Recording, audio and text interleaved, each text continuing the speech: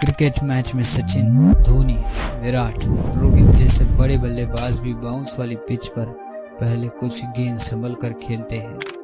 Pitch का मिजाज, गेंदबाज की रफ्तार, मौसम का माहौल सब कुछ भापते हैं। फिर एक बार टिक गए तो फिर जमकर शॉट खेलते हैं। इस बार के लोकसभा नतीजों के बाद तीसरी बार सरकार बनी।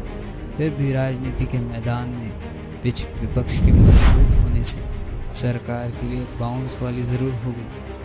और तब तीसरे कार्यकाल के पहले बजट में मोदी सरकार ने 3 बातों पर ध्यान दिया: गठबंधन धर्म, रोजगार का कर्म और मिडिल क्लास को छोटी ही सही लेकिन राहत। दरअसल ये तो तय 7 जून को ही हो गया था। इस बार बिहार आंध्र प्रदेश की बहार है। नीतीश कुमार और चंद्रबाबू नायडू के समर्थन से ही इस बार नरेंद्र मोदी की बहुमत की सरकार है। ऐसे में सवाल है कि क्या यही कारण है कि जितना बाकी नहीं पाए उससे ज़्यादा आंध्र और बिहार के बजट में अब की बार है। कारण 48,21,000 करोड़ रुपए के मोदी सरकार के तीसरे कार्यकाल के पहले कुल बजट में अकेले बिहार और आंध्र प्रदेश को ही 1 लाख करोड़ से ज़्यादा की सौगात विकास के नाम पर दिया है। इसमें बिहार को 58,500 करोड़ रुपए और आंध्र प्रदेश को 15,000 करोड़ रुपए विकास परियोजनाओं के लिए देने का ऐलान हुआ है, जो अब बिहार और आंध्र प्रदेश के लिए खुले केंद्र के बटुए को लेकर चौंक रहे हैं। शायद पहले चौकन्ने नहीं थे, क्योंकि चौकन्ने रहते तो 4 जून को नतीजों के बाद एनडीए की पहली बैठक में ही नीतीश कुमार के बयानों पर गौर करते। तब नीतीश कुमार ने कहा था कि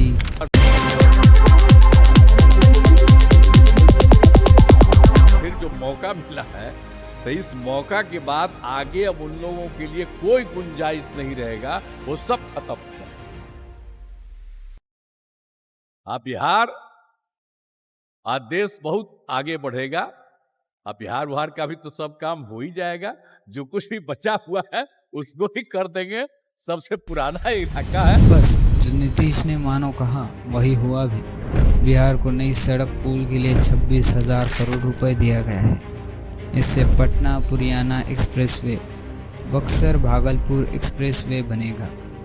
बोध गया, वैशाली और दरभंगा को भी एक सड़क परियोजना से जोड़ा जाएगा। साथ ही बक्सर में गंगा नदी पर 2 लेन का एक पुल बनाया जाएगा। बिहार के पीरपैंती में 21,400 करोड़ रुपए की लागत से 2400 मेगावाट का पावर प्रोजेक्ट लगाया जाएगा। बाढ़ से निपटने और राहत के लिए 11,500 करोड़ रुपए दिए जाएंगे। पर्यटन के नक्शे पर बिहार को आगे लाने के लिए महाबोधि मंदिर ग्लोबल टूरिज्म के लिए विकसित करेंगे। नालंदा विश्वविद्यालय को भी टूरिज्म सेंटर की तरह आगे लाएंगे। यही वजह है कि नीतीश कुमार के एनडीए की पहली बैठक के बाद का बयान अब चर्चाओं में है। बजट आते ही सियासी लड़ाई भी छिड़ गई। कहा जाने लगा कि ये हर वर्ग को शक्ति देने वाला बजट है। वही विपक्ष इसे कुर्सी बचाने वाला बजट बताने लगा। The externally aided assistance which we obtain from the World Bank and ADB and AIIB and so on, institutions such as that. And I'm saying this with responsibility. This is a deliberate attempt. ये को छोड़ के किसी को नहीं मिला कुछ। ना तमिलनाडु को मिला, ना केरला को मिला, ना कर्नाटक को मिला, ना महाराष्ट्र को मिला, ना पंजाब, ना हरियाणा, ना राजस्थान, ना छत्तीसगढ़, ना किसी स्टेट को कुछ नहीं, दिल्ली को नहीं दिया। तो मैं कितने गिनूं, ओडिशा को कुछ नहीं दिया। तो ऐसा बजट मैं कभी नहीं देखा। और ये सिर्फ किसी को खुश करने के लिए, कुर्सी बचाने के लिए वो ये सब हुआ है। ये सियासत इसलिए हावी हुई क्योंकि बीजेपी को 2 बार अपने दम पर बहुमत पाने के बाद तीसरी बार भले ही सरकार बना पाई, लेकिन बीजेपी की बहुमत की सरकार नहीं है। दरअसल 2014 में एनडीए की सीट 336 थी, जिसमें अकेली बीजेपी की 282 थी। 2019 में एनडीए की 352 सीटें थी, जिसमें अकेले बीजेपी की 303 सीटें थी। इस बार तीसरी बार सरकार बनी, जिसमें एनडीए की सीट 293 है जिसमें बीजेपी की सिर्फ और सिर्फ 240 सीटें हैं।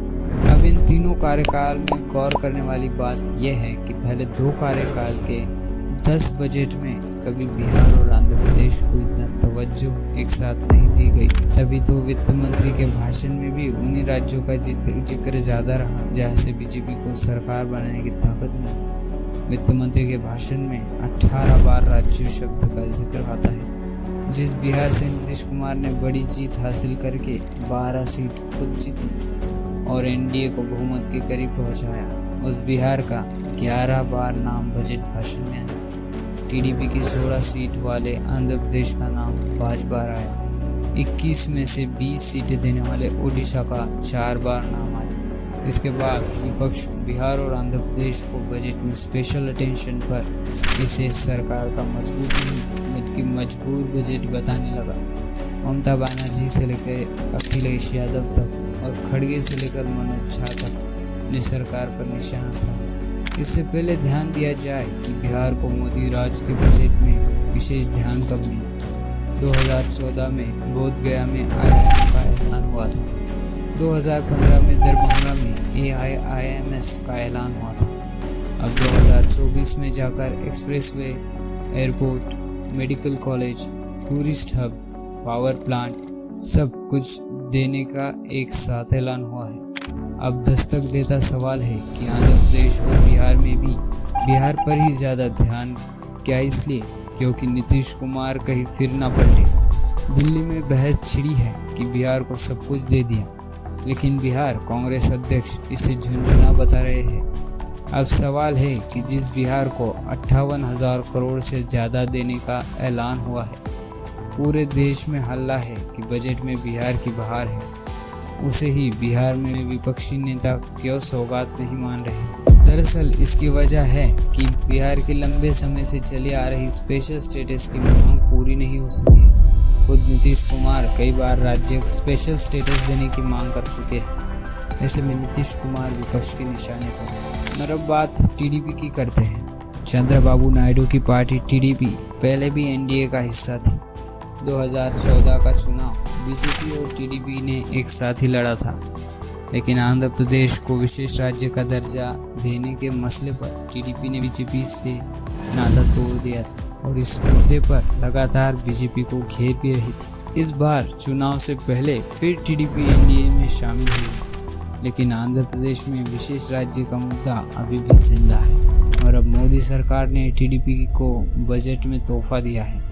आंध्र प्रदेश को नई राजधानी के लिए फंड, अमरावती के लिए 15,000 करोड़ रुपए, 3 जिलों को पिछड़ा क्षेत्र फंड, रायलसीमा, प्रकाशम, उत्तर आंध्र को पैसा, पोलावरम सिंचाई प्रोजेक्ट पर जोर, पोलावरम प्रोजेक्ट के लिए फंड और विशाखापट्टनम चेन्नई इंडस्ट्रियल कॉरिडोर की सौगात मिली है। अब आम आदमी को बजट में मिलने वाली मामूली राहत की बात करते हैं। इस बार के बजट में इनकम टैक्स को लेकर आम आदमी को राहत दी गई है। न्यू टैक्स रिजीम चुनने वालों के तहत अब 3 से 7 लाख रुपए तक की आय पर 5% के हिसाब से टैक्स देना होगा। पहले ये 6 लाख तक था। इसी तरह 6 से 9 लाख तक पहले 10% टैक्स लगता था, जो अब 7 से 10 लाख तक के स्लैब के लिए हो गया है। पहले 9 से 12 लाख के बीच 15% टैक्स देना होता था, तो टैक्स की दर अब 10 से 12 लाख के लिए होगी। 12 से 15 और 15 लाख से ज़्यादा कमाई पर टैक्स में कोई बदलाव नहीं किया गया है। बड़ी बात यह है कि न्यू टैक्स रेजिम में 7.75 लाख तक की इनकम टैक्स फ्री हो गई है। न्यू टैक्स रेजिम में 7 लाख तक की कमाई पर 20,000 रुपये टैक्स बनता है। न्यू टैक्स रेजिम में सरकार इनकम टैक्स एक्ट के सेक्शन 87A के तहत ये 20,000 रुपये माफ़ कर देती है। वही सैलरीड पर्सन को 75,000 का स्टैंडर्ड डिडक्शन का फ़ायदा मिलता है, यानी 7,75,000 तक की आय टैक्स फ्री हो जाएगी। वही ओल्ड टैक्स रेजिम में 5 लाख की इनकम ही टैक्स फ्री है। इसमें 5 लाख तक की कमाई पर 12,500 रुपये का टैक्स बनता है, लेकिन सरकार इनकम टैक्स एक्ट के सेक्शन 87A के तहत ये 12,500 रुपये माफ़ कर देती है। जानकारों का कहना है कि अगर आप किसी भी स्कीम में निवेश करते हैं तो न्यू टैक्स रेजिम चुनना चाहिए। वही महिलाओं को लेकर बजट का बड़ा फोकस रहा। महिला घर खरीदारों को सरकार ने बड़ी राहत देते हुए महिलाओं के नाम प्रॉपर्टी खरीदने पर रजिस्ट्री के दौरान लगने वाली स्टैम्प ड्यूटी पर राहत देने की घोषणा की गई। धन्यवाद। ऐसे ही गेट सेट इंडियंस के और भी नए वीडियोस के लिए चैनल को सब्सक्राइब करें। हमारी पावरफुल एडिटिंग इस वीडियो को और भी अट्रैक्टिव बनाती है। धन्यवाद।